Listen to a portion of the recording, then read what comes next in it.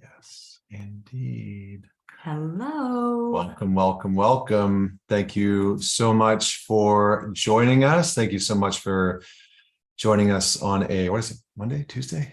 Tuesday. It's a Tuesday. We have a 2.5 year old. Yeah, I was going to say, tell me you have a child without telling me you have a child. Excuse our, my not knowing what day of the week it is.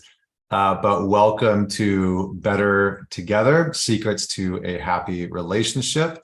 Why don't you start? Do you want to introduce yourself first and a little bit about who you are? Yeah, it's great to be here with everyone. My name is Vienna Pharaon. I am a licensed marriage and family therapist and the author of The Origins of You, How Breaking Family Patterns Can Liberate the Way We Live and Love. And I work with individuals and couples and families within the context of relationships. I focus so much of my work in understanding the family systems that we all grew up in, and how the irresolution from our family systems in our earlier years find ways to come along with us and show up in the unwanted patterns in our adult lives.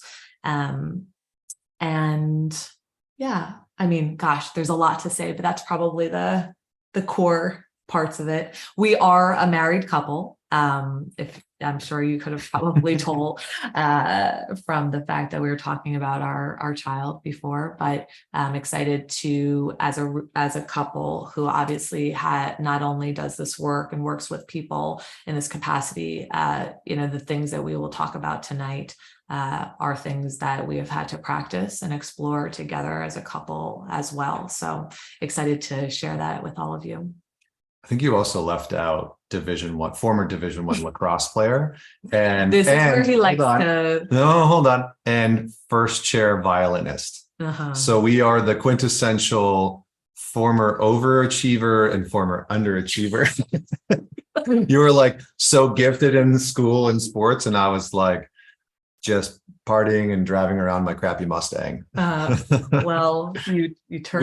We balance each other out now. Yeah. We definitely have turned that around. I'm a good achiever. I don't know if I'm an overachiever, but anyway, you are a balanced. I'm a balanced achiever. I'm a balanced grounded achiever. Yeah. My name is Connor Beaton. I am the founder of Man Talks, which is basically a men's mental health company. So I've spent the last decade working predominantly with men, although we do a lot of work together with couples. But I've spent basically the last decade studying men, working with men, talking to men. And I've had the fortune of really working with thousands and tens of thousands of men from around the world now. I also wrote a book called Men's Work. Oh, you came prepared. It's always on my desk. We're in my office. So my book, my desk is all right here. I was fortunate enough to publish with Sounds True. And the book is really a deep dive into the work that we as men need to face and need to address. And it's definitely, I would say it's slowly becoming one of the most recommended books by therapists to men. Slowly. That feels good. That feels good. Yeah. Yeah. Former hockey player. What else should I share about myself? I think we have a little bit of a different background. The last thing that I'll say is we have different backgrounds in the sense that you really took the academic route. You have a master's degree in psychology. In marriage and family therapy. In marriage and family therapy from one of the most prestigious schools in America around psychology. And not that I'm anti-academia, I have a bachelor's in music. I took a different path, but I have trained and mentored with some really phenomenal people along the way, people that are very gifted in developmental psychology and Gestalt therapy and Jungian psychology and shadow work. And so the core of my work is really around oftentimes facing the shadow and being able to heal our developmental wounds and our attachment wounds. So that's a little bit about who we are. I think because this is unique, we have a lot of people ask us all the time, like, do you guys even fight? Do you even have conflict? Do you have arguments? And it's like, yeah, we're still a normal couple. Like we're still human. So maybe we can talk a little bit about how we met. Because I think that's a little bit interesting and what drew us together in the beginning, because I've heard a lot of people talk about how messy the dating world is right now in relationships. And so very briefly, we actually met through a friend of ours. His name is Mark Groves. He runs an account called Create the Love, which maybe you do or do not follow. But Mark, we were both friends with Mark, and he invited us to speak at a conference. And Vienna and I had met once prior to that, where I was going through New York. And I put it up on Facebook. I think you slid into my DMs. Pretty sure she slid into my DMs. You're outing me. And invited me out to dinner with her and one of her friends. And at that time, I was just coming out of a relationship. Didn't think much of it, was sort of in a very different headspace. And we had a great time. We went out for steaks and oysters, and it was very cool for me to see New York and Manhattan. And then we parted ways and we didn't see each other again for a few months. We didn't exchange numbers. Yeah, I don't think neither one of us, I think, made much of it. It was truly we know of each other through a friend, and this is a kind thing to do. And we were living 3,000 miles apart. Yes. I think that was one of the things that it didn't really register because you were in Manhattan, I was in Vancouver. And so when Mark asked us to speak at the conference, and I found out that Vienna was going to be there, and I was single, I returned to sender, slide into the DMs. I asked for her phone number and sent her a message and said, I couldn't think of anything other than we should go over our talks. Do you want to meet up and go over our talks? And she agreed. Yeah. And, the beginning of the relationship was not, it was not smooth sailing. I think for context, the previous relationship that I had been in, I was with someone who I really could see a future with. And this was really, there was a big catalyst in my growth in this relationship. Prior, I had really embodied the cool girl persona, which meant that I had no boundaries. I was it's fine, I'm unaffected, I'm good all the time, no matter what anybody was saying or doing or not saying. And in this relationship, this person's ex came back into the picture. And he was trying to decide whether or not to stay in the relationship with me or get back into the relationship with the other person. And, immediately cue the pleaser and the I can understand all contexts and this is what I do as a living.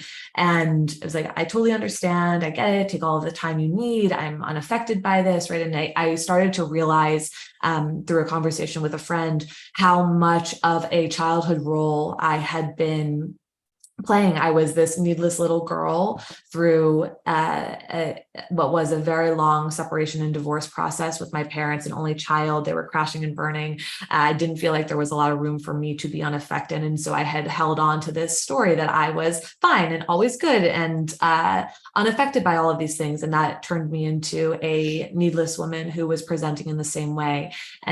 And that played out in this relationship. And there was a big pivot, a big step where for the first time in my life, I had really spoken the words, I am affected and this doesn't feel respectful, et cetera, and ultimately wound up removing myself from the equation. And I only share that part of that story because when you and I were getting together, I could feel, you had just come out of a relationship, but it was also a really sort of like confusing and messy space and time.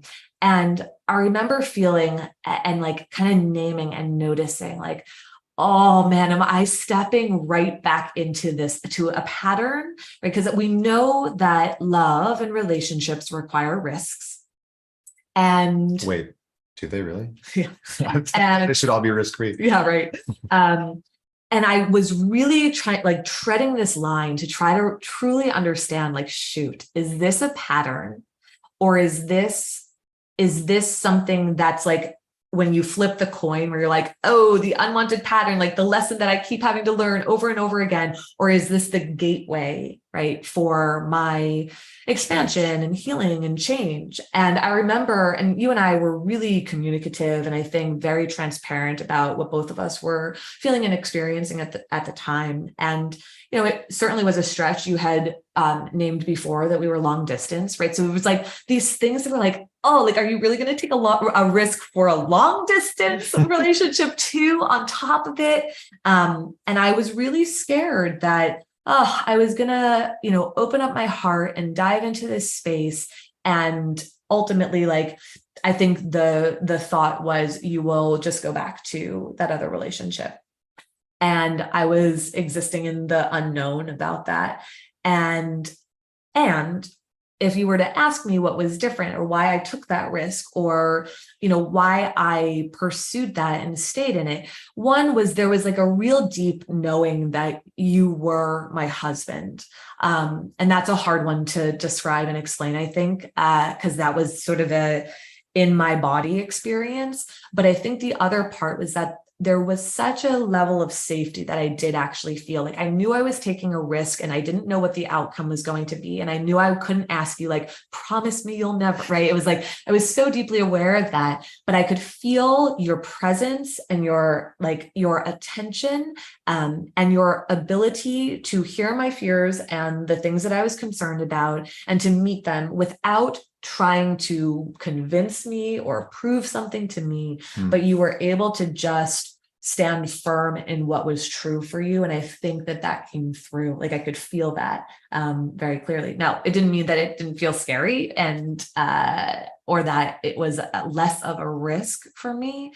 But I think probably many people here, whether you're in it now or not, that feeling where you're like, like, is this something intuitive, right? That I like, yes, go for it. Or is this just your fear or anxiety or panic around it? The old pattern repeating itself. Yeah. I think it's interesting is to hear you retell that part of the story, and hopefully, people are putting this through their own lens and putting this through their own story and seeing how this, seeing how this might relate to you and to your relationship, past, present, or possibly future. And I remember being in that time, and I was pretty clear. I think one of the things that helped was I was pretty clear of like that other relationship is done, and I'm out of that, and I'm very much wanting to be in this relationship with you, and to go through whatever that might look like, to explore whatever that might look like, knowing that there were some very real like logistical challenges, right? Like living 3,000 miles apart that's no joke. Yeah. But I think the data shows that it's 10% of marriages actually 10% of marriages actually start in long distance, which I find interesting.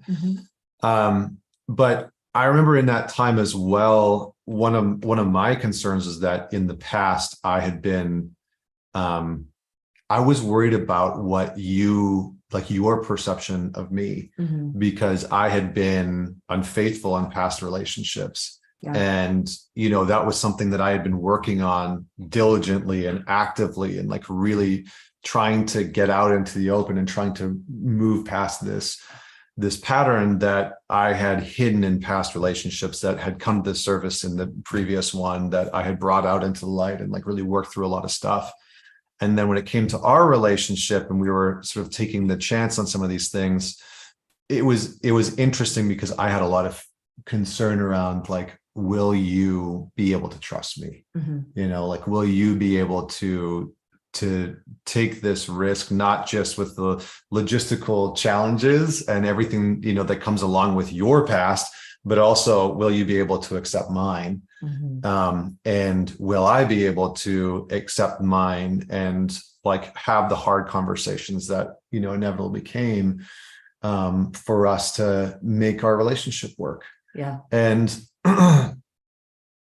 I think that that's the case for so many people, is that the reality is that when we get into relationships, the past comes with us. It really comes with us into relationships.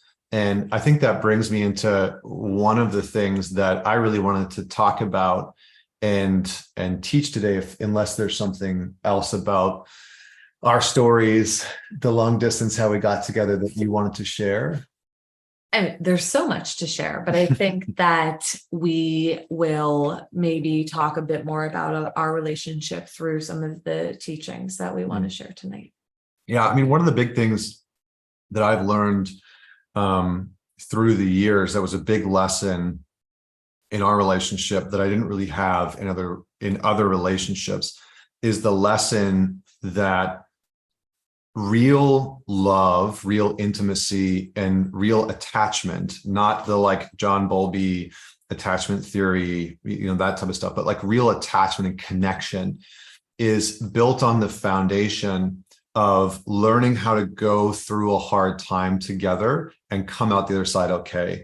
And this is from my mentor. His name is Dewey Freeman, and he's been doing Gestalt psychology, Gestalt therapy for 40 plus years. And he's taught, therapists and whatnot. And when I heard him talk about this years ago, I remember like having this cascade of memories of our relationship where we did go through quite a few hard times. It's not like everything was perfect and we met and it was like some, pristine Disney story. It was like, no, there was complicated stuff that we had to traverse.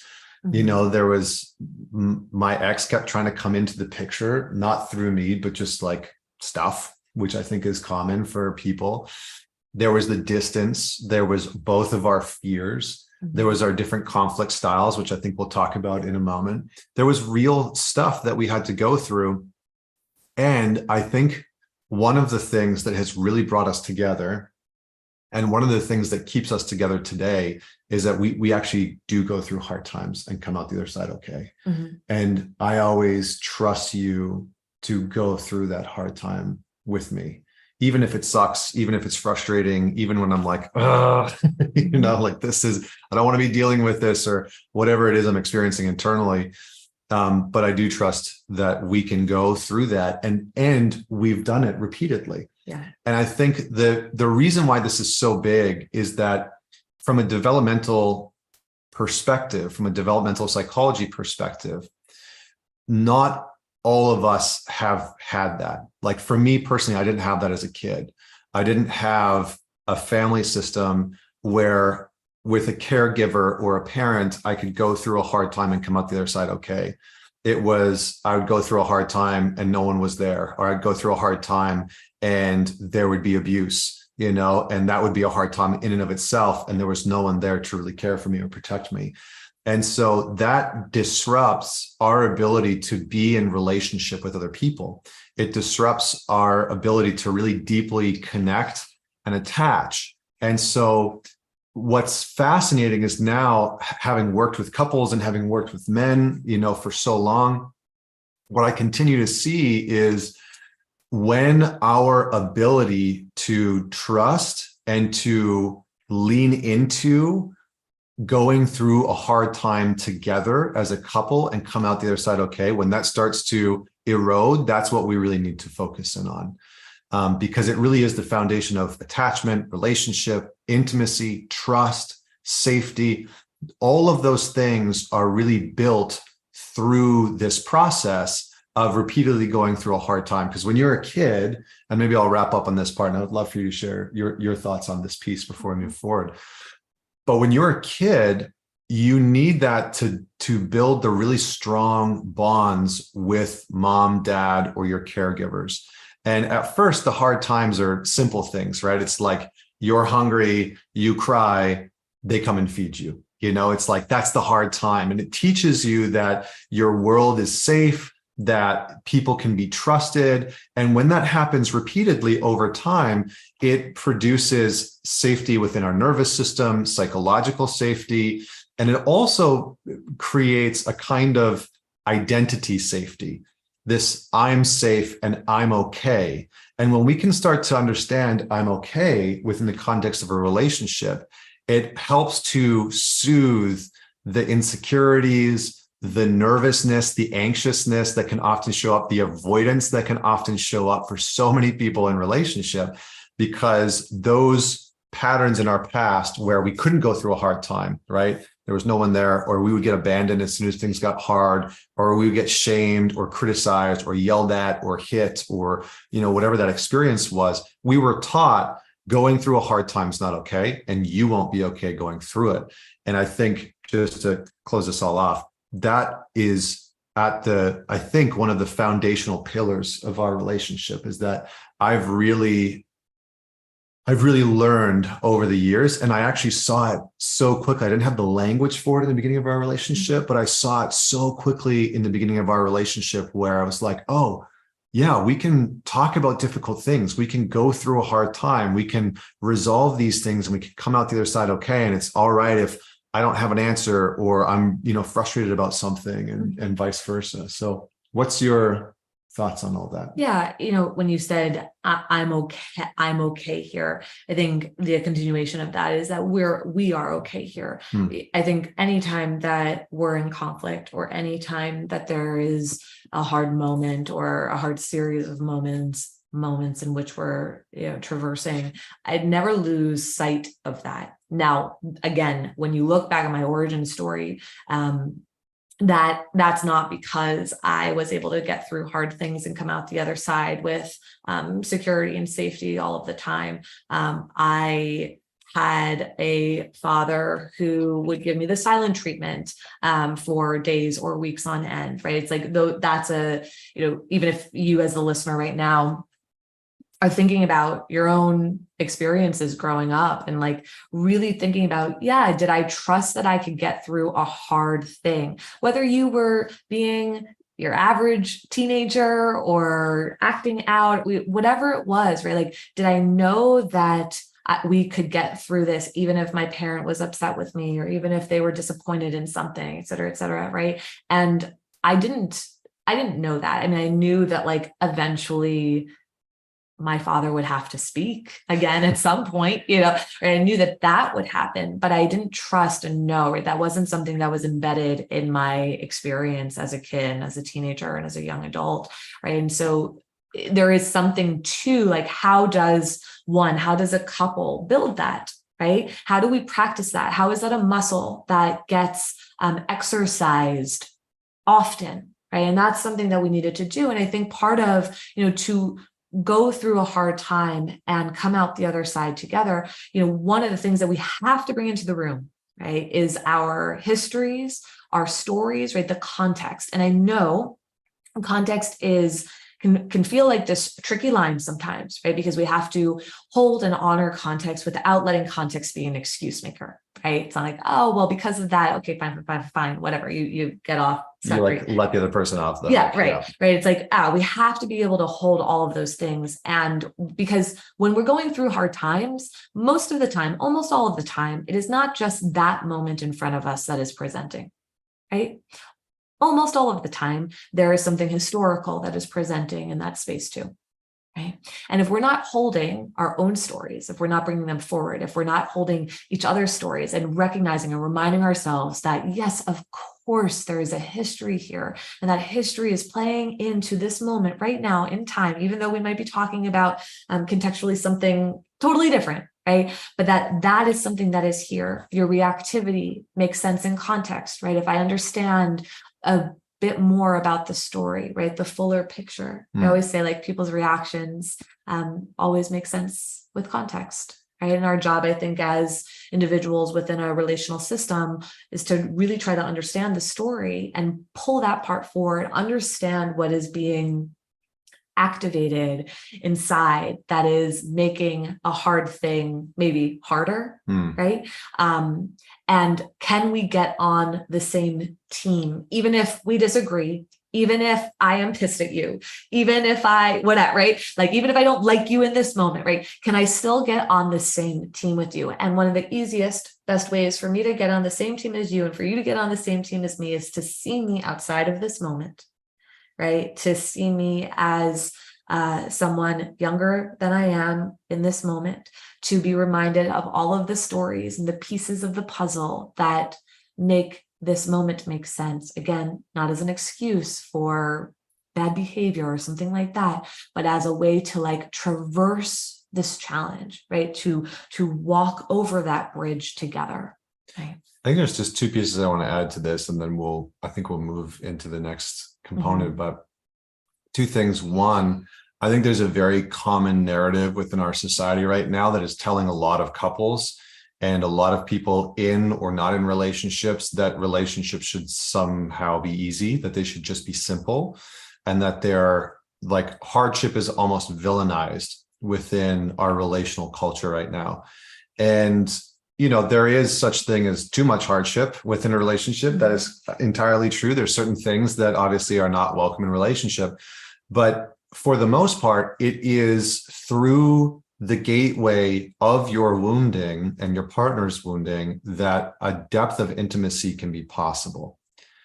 And so we have to start to recontextualize and look at conflict, look at disconnection, look at relational hardship from a different vantage point, and start to see it not as a problem, but as a pathway to a deeper form of intimacy, love, sexual connection, vibrancy, thriving both individually and relationally. And when we can start to do that, when we can reshape the narrative as not like, oh, I don't want to have conflict, oh, I don't want hardship, versus like, oh, this is an opportunity to move closer together, and we're going to do that together, that can radically change the whole game.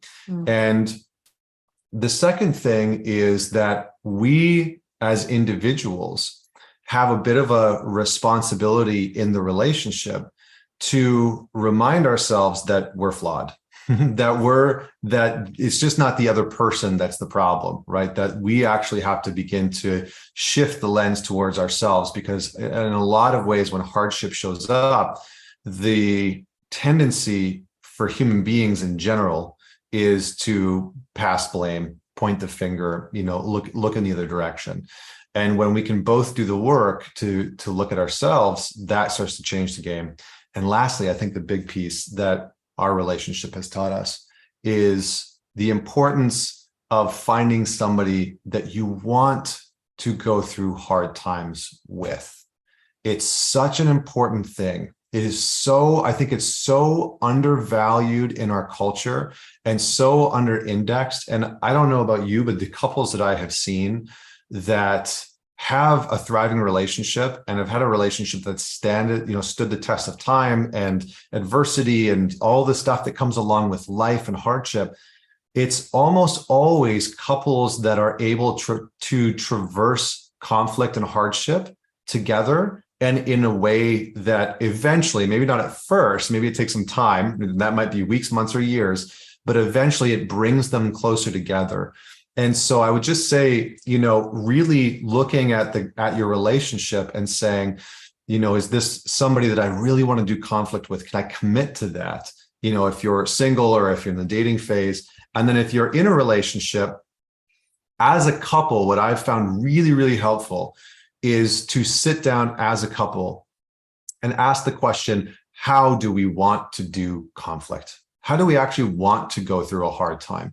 Because for most of us, when a hard time or conflict shows up in our relationship, we both revert back to familial patterns, right? Past patterns, how hard times showed up in our family systems and structures. And so you need to start to co-create a new way of how you're going to approach hardship and conflict as a unit. You actually almost need to have like a conflict manifesto of like, this is how we're going to chart the waters of a hard time. And if the two of you can agree on that, on what's out of bounds, what's not okay, what you're not going to tolerate relationally, what you're not going to stoop to, and you can also create your vision of, well, here's how I want to operate. Here's how I want to operate. Here's how we're going to operate together. And here's what we want conflict and hardship to actually mean within the context of our relationship. You are going to create a really robust and durable type of love. And I think that in some ways, not to get all soapbox, but I think in some ways that is really what the world needs in a lot of ways, is more durable love to stand the test of hardship, because there's a lot of hardship and there will continue to be more hardship. And we can't just wish for hardship to evaporate and vanish. We actually have to become more adaptable and adept at being able to navigate and traverse through those waters. And if you can find somebody that you want to do that with, or you as a couple can make a decision that you want to prioritize that in your relationship, then it will benefit you greatly. And it's not something that you need to seek out. You don't need to seek out conflict and hardship. It'll come to you, as you probably know.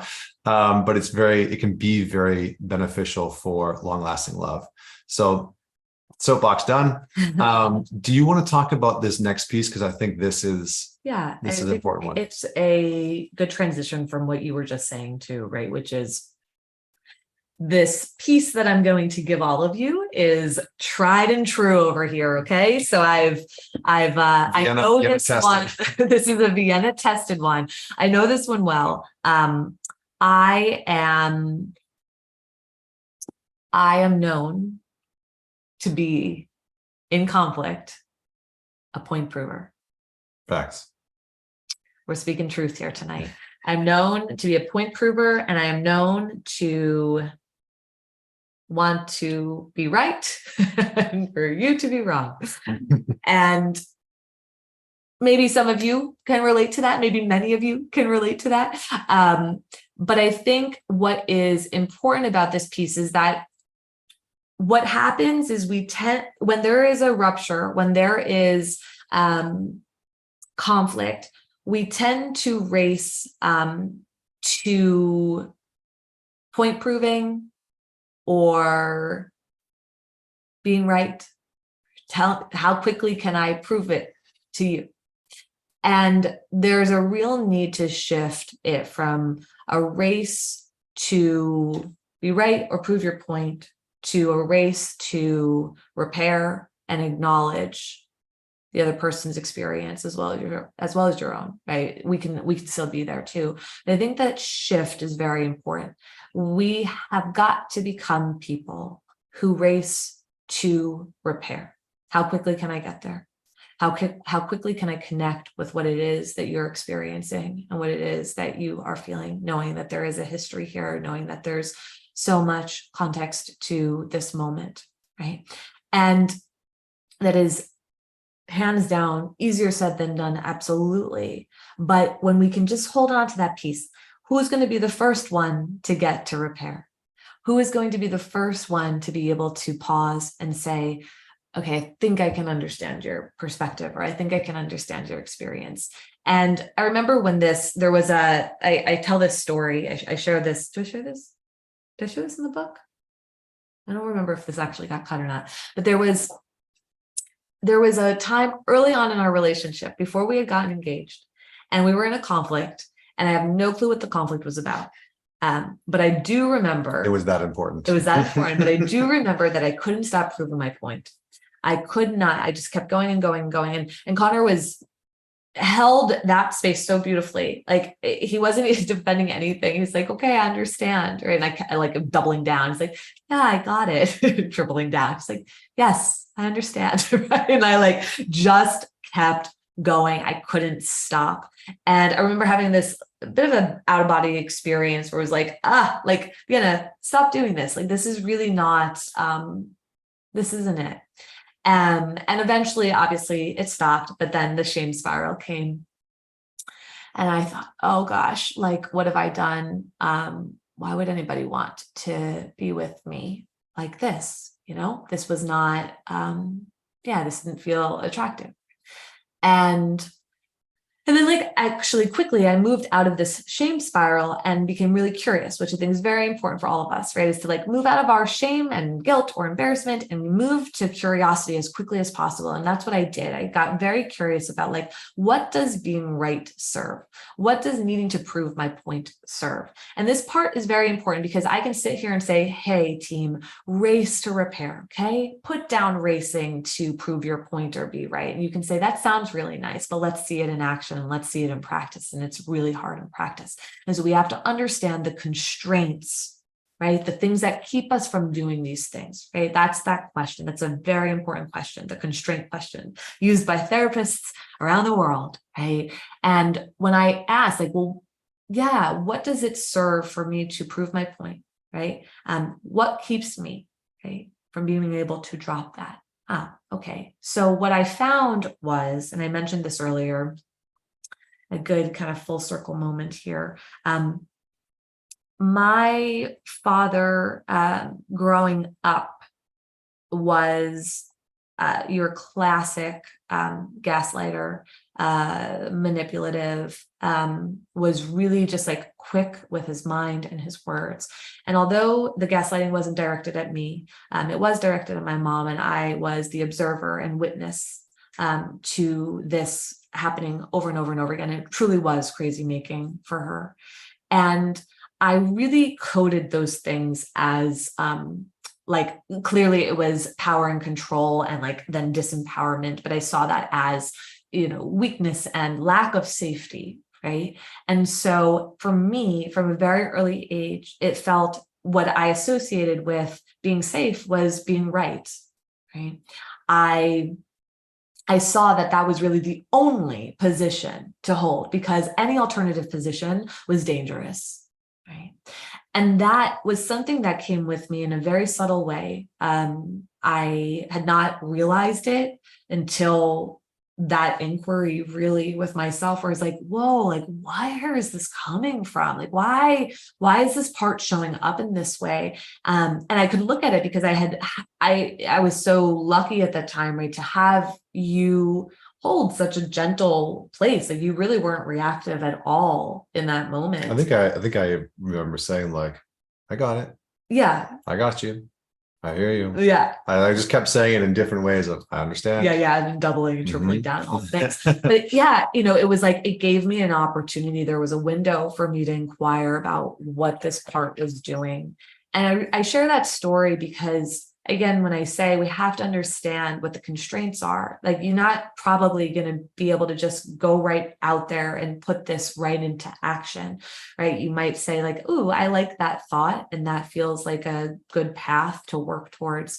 But the additional inquiries here are what would keep me from that? What would make that hard? And listen, you might not be a point prover, or you might not need to be right, but you might look at like, in what ways do I show up in conflict, right? In what ways do I participate in it that doesn't help our system move to repair? Am I passive? Am I aggressive? Am I passive aggressive? Like, in what ways do I show up? How does that behavior come out? And what does that behavior serve? And you're going to say, it doesn't serve anything. All it does is cause harm and chaos. And sure. And all of our behaviors serve something, right? They're protecting us from something. And that's what it was protecting me from. And I think if you can find out what it is that it is attempting to protect you from, that can feel really important to not only acknowledge for yourself, it was wildly important for me, but also I remember bringing it to you and saying like, this is what I found, and I can't recall at the time, this was, I don't know, 6 years ago at this point. I don't know if you were like, knew that about me, or if that was also new for you at the time. I think sometimes we can see something in our partners that they are still figuring out. And sometimes, like a revelation that we bring is a revelation for the couple as well. Yeah. But I know that part was so important for us to be able. And look, there's multiples, right? Like that wasn't the only thing I needed to identify, or the only thing that you would have needed to identify some things for yourself too, in order to actually make a commitment to choose repair or acknowledgement of self and other as quickly as possible, as opposed to staying stuck in point proving or defending or needing to be right or whatever your stuff might be. I'll pause there. Point proven. I'll pause there. I think there's, when we sat down to talk about the secrets to a happy relationship, there was a lot of things that came up. And so I think I'll just want to put a couple things on the radar that I don't know get enough airtime within the modern relational conversation. One of the big ones, and I don't think we actually wrote this one down, but I'm just going to say it anyways. One of the big ones that I've seen is that all healthy relationships, there's the saying, right? It takes a village to raise a child. It takes a village to raise a relationship to maturity. And one of the challenges that I see a lot of couples facing is that either one or both of the people in the relationship don't have a robust support network that are helping them to traverse the relationship and the challenges that inevitably come along with it. And they don't have healthy support systems that are actually externally holding the container of the relationship as it moves through some of the hardships of life, buying a house, losing a parent, having a child, whatever it is, health scares amongst the individuals in the relationship, financial challenges, losing jobs, etc. All of those things, if it's just the two of you trying to keep the relationship together and try to hold one another together, it's going to collapse under the weight of the challenges of life. And a really solid relationship actually requires external support. It requires a village and a community that's kind of in on the game of what you're going through relationally, what you're dealing with, what you can celebrate, what's working really, really well, what you want to honor about one another, and then the challenges that you're facing. So I think to all those people that are out there listening to this and watching this, I would really look at who's actually outside of your relationship supporting the two of you individually, and then who's actually supporting the relationship itself. we have a pretty solid group of friends. Both of us have a really solid group of friends that both support us individually, but then are also not only sort of cheering for our relationship, but loving and nurturing and supporting the relationship itself. And, that can look a number of different ways, but being able to support, spending time with other couples is always very helpful, all those types of things. The last piece that I think is really important, and there's other things I don't know if we're going to get the chance to get to. Oh, we might be able to weave them in because we're going to have a Q&A here in a few minutes. So yeah, but I think one of the things that is, just before we sort of wrap up here, one of the things that I do want to get to is this notion of regulation. Sure. And I think it's really, really important because I've been trying to condense this down in my head into something just like tactical, because I like tactical and practical. I would say that in a relationship, everybody, the two people in the relationship need their own regulation practices. And so I have my own things that I do individually. You have your own things that you do individually that help us to ground and regulate on a daily basis, right? Just a daily basis that allow me as an individual to de-stress, to let go of the rigors of work and what I just saw in the news and what's happening in the world, and allow me to sort of ground and calm so that I can enter into the relationship as sturdy and stable as possible, and vice versa. And that can be breath work or yoga or meditation or whatever it is for you. But I think it's absolutely imperative as a resource for both people to have at least one practice that is helping you to really calm and ground and regulate your nervous system. And so if you don't have that as a couple, or if one of you has it, the other one doesn't, or if neither of you have it, it's all good. No worries. It's not to shame anybody or say they do anything wrong, but really prioritizing that immediately, because what you'll see is that you'll be able to develop some resiliency to have the harder conversations and to ultimately maintain the connection. It is so much easier to maintain relational connection and intimacy when both of you are a little bit more calm, a little bit more grounded. And in our current times, everybody's just stressed out. Everybody's just like, wake up, check emails, stressed out, stressed at work, stressed at home, stressed with the kids, stress. And so we individually need some of those pieces. And I'm going to are you cool if I just close off by reading that one piece? Yeah, absolutely. So there's a great, wonderful poet, my favorite poet, probably of all time. His name is David White. He's written some phenomenal books. But he said, we are the one part of creation. We are the one part of creation that knows what it's like to live in exile. And the ability to turn your face towards home, is one of the great human endeavors and great human stories. And so I love this quote because in some ways, mature relationships are meant to bring you closer to your authentic self. And so we have to be willing to start to move those parts of us out of exile and into intimacy and into relationship. And those might be desires, those might be fears, those might be insecurities, but we have to be willing to risk boldly and courageously if we really want the depth of knowing and belonging and love and intimacy that we ultimately crave. And so I don't know if to risk something for a relationship. Yeah. It's come back around. So do you want to say anything, or should we just, I think we're going to really try to stick with I think we're going to pause there. Normally we would go, but thank you so much for joining us. This has been an absolute pleasure. I hope that you come find us wherever you are in the world, online. And thank you so much for joining us. And now we get to enter into some Q&A with everyone here. So if you have, go ahead and add anything to the Q&A if you have not already.